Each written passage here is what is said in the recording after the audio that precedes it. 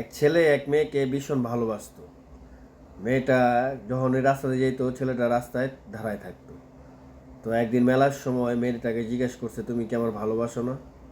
কয়, না, আমি তোমাকে ভালোবাসি না। আর যাক, কোনো এক সময় 2-3 দিন যায়, পর এক সময় মেয়েটা জিজ্ঞেস করে যে, তুমি যেন আমার জন্য পাগল, আমি যেন তোমার যদি একটা কিছু আনতে বলে তুমি আনতে পারবা?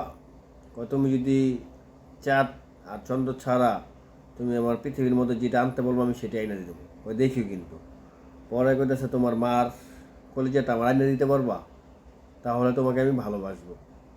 পরে ছেলেটা মনে করেন পাগলের মতন দৌড়ে বাসায় যায়, বাসায় গিয়া মারে এই কথা বলে যে, মা, আমি তো একটা মেয়েরে ভীষণ ভালোবাসি।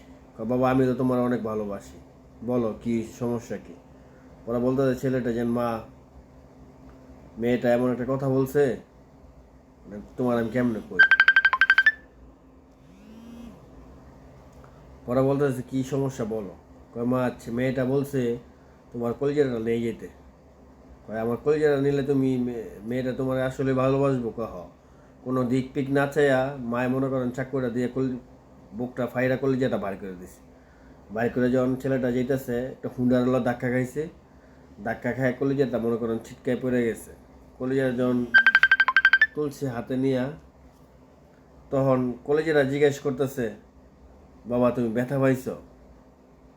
তাই মা, মা এমন একটা জিনিস, যার মা নাই সে বোঝে কতটুকু কষ্ট। Love you, all love you মা।